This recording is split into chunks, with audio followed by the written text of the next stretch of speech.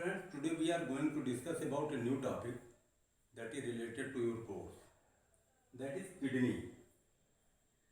इस टॉपिक में हम लोग किडनी की स्ट्रक्चर की स्टडी करेंगे कि हम लोगों में किडनी, आप जानते हैं, there are two kidneys which are the main excretory organ of our body. Human kidney की स्टडी हम लोग कर रहे हैं. हम लोगों में दो किडनी पाई जाती हैं. दोनों किडनी में से प्रत्येक किडनी का स्ट्रक्चर ये बना हुआ है, इंटरनल स्ट्रक्चर ऑफ किडनी. आप देखिए, आपके सामने फिगर है, आप देख लीजिए. इसके मेन दो पार्ट होते हैं प्रत्येक किडनी में. Each kidney has two main part. Outer part that is cortex, renal cortex इसको बोला जाता है. ये डार्क कलर का होता है, ग्रेन्युलर होता है ये, और यहां तक फैला होता है, बीच तक, यहां तक होता है. और इसके अंदर का हिस्सा जो होता है, this is the medulla. Medulla is the inner portion. दो पार्ट होते हैं. प्रत्येक किडनी को बाहर से थ्री लेयर्स के द्वारा, renal capsule, adipose capsule, renal fascia, ये थ्री प्रोटेक्टिव कवरिंग है which cover the kidney. Kidney को ये थ्री प्रोटेक्टिव कवरिंग है जो कवर कर रही है. इसके अलावा पेरिटोनियम मेम्ब्रेन भी पाई जाती है जो कवर करती है, यानी पूरी तरह से प्रोटेक्शन में होता है किडनी. स्टूडेंट, कार्टेक्स वाला भाग जो होता है ये ग्रेन्युलर पार्ट है, बाहर का पार्ट है, और ये पार्ट मेडुला है.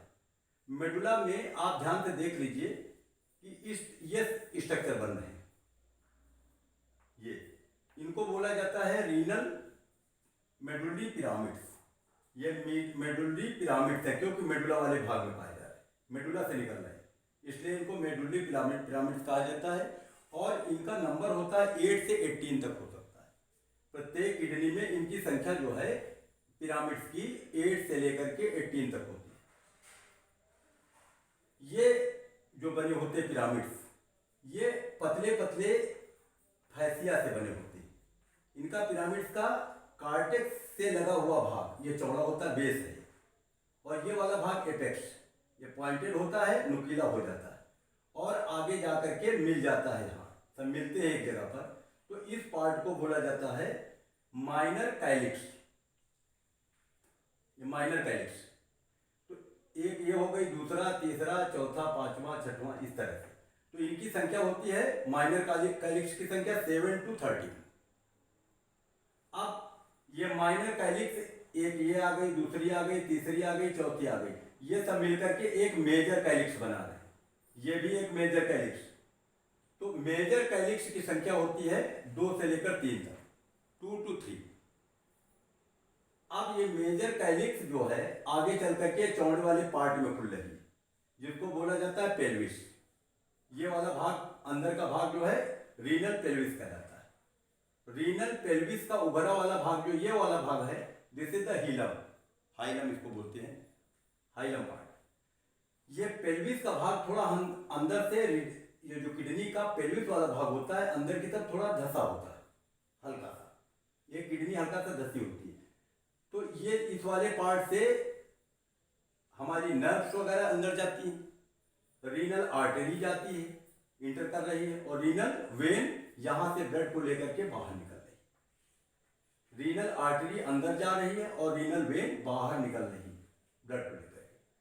ये पेल्विस वाला भाग ये यूरेटर में खुल रहा है.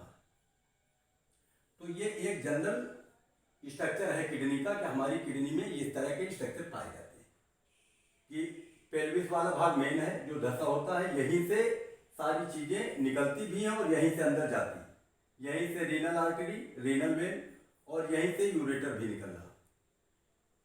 स्टूडेंट्स, ये जो कार्टिकल पार्ट है, ये पार्ट, ये ग्रेन्युलर इसलिए होता है, ग्रेन्यूल्स पाए जाते हैं क्योंकि इस पार्ट में नेफ्रॉन के कुछ हिस्से पाए जाते हैं.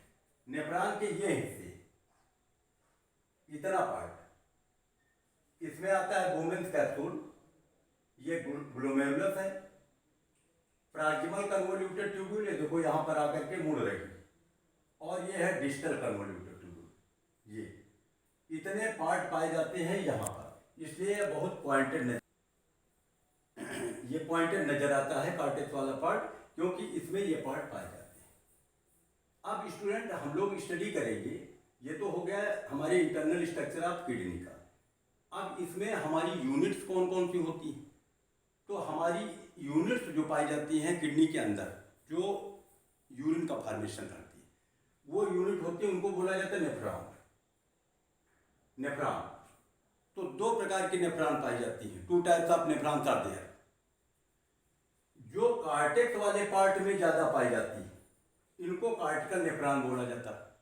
जो मेडुला वाले पार्ट में पाई जाती हैं, उन्हें जक्स्टा मेडुलरी नेफ्रॉन बोला जाता है।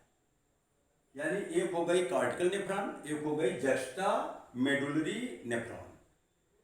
स्टूडेंट्स, कार्टिकल नेफ्रॉन जो होती हैं ये 85% लगभग होती है, और 15% जो होती है जक्स्टा मेडुलरी होती है।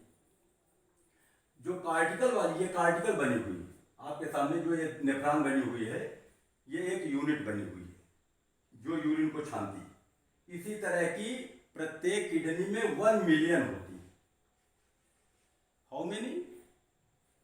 1 million nephrons are present in each kidney, जिनमें से 2 टाइप की होंगी, कार्टिकल जो कि कार्टेक्स पार्ट में पाई जाएंगी, और दूसरी होंगी जो मेडुला पार्ट में पाई जाएंगी।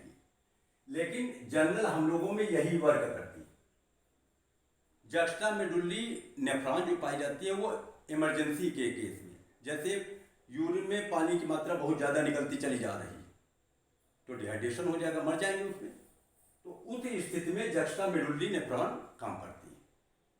हम लोग पहले ये नेफ्रॉन स्टडी करेंगे, लेकिन यहाँ पर एक चीज़ और समझ लीजिए कि ये स्मॉल साइज होती हैं, इस छोटे आकार की होती हैं, और जक्स्टा मेडुलरी जो होती है ये इनका आकार बड़ा होता है, शेप ज़्यादा, साइज भी बड़ा होता है। इस जगह पर एक क्वेश्चन पूछ लिया जाता है स्टूडेंट्स कि कार्टिकल नेफ्रॉन के कौन कौन से हिस्से, कौन कौन से पार्ट्स कार्टेक्स वाले पार्ट में पाए जाते हैं, और कौन सा पार्ट मेडुला में धंसा होता है।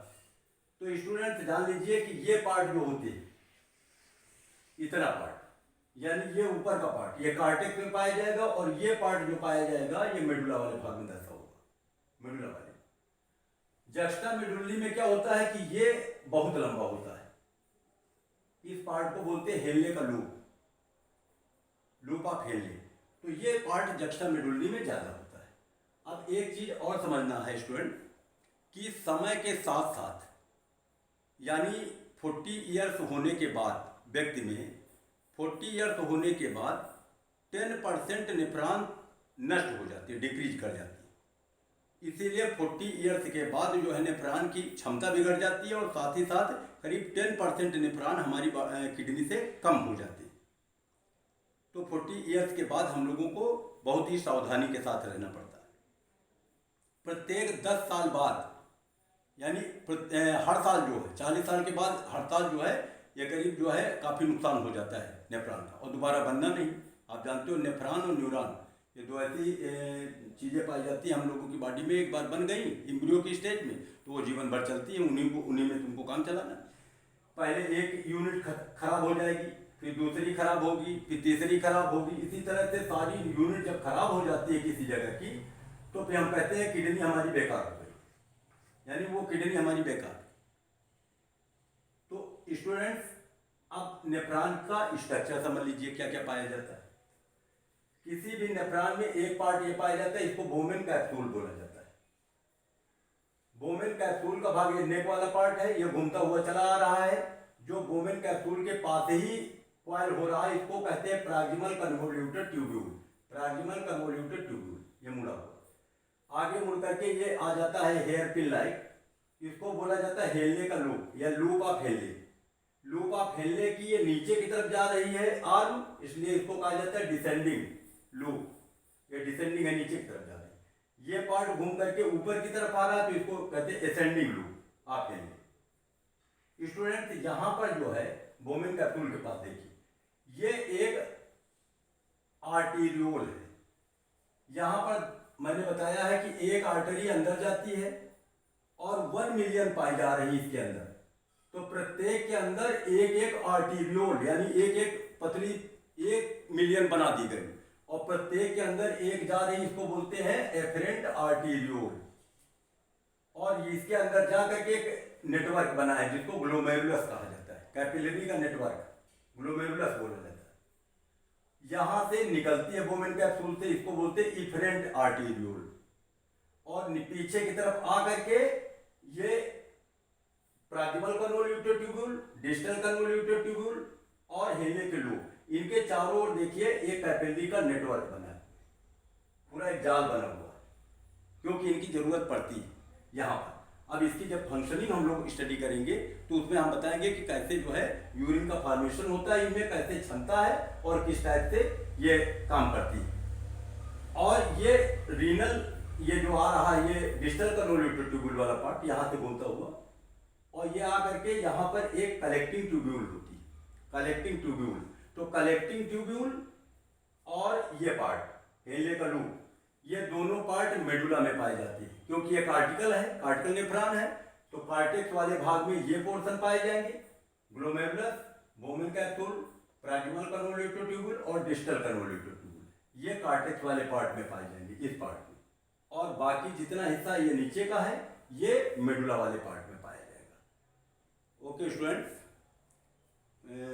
आप लोगों ने इसका किडनी का स्ट्रक्चर और नेफ्रॉन का स्ट्रक्चर, यानी किडनी हमारी कैसे क्या क्या पाए जाते हैं, क्या क्या पार्ट पाए जाते हैं किडनी में, और किस तरह से उसमें यूनिट्स पाई जाती है। स्टूडेंट्स, हम लोगों की किडनी जो हमने बताया है कि किडनी जो है 3 लेयर से कवर्ड होती है, रीनल कैप्सूल, एडिपोज कैप्सूल और रीनल फैसिया, ये 3 पार्ट से मिलकर के कवर्ड होती है।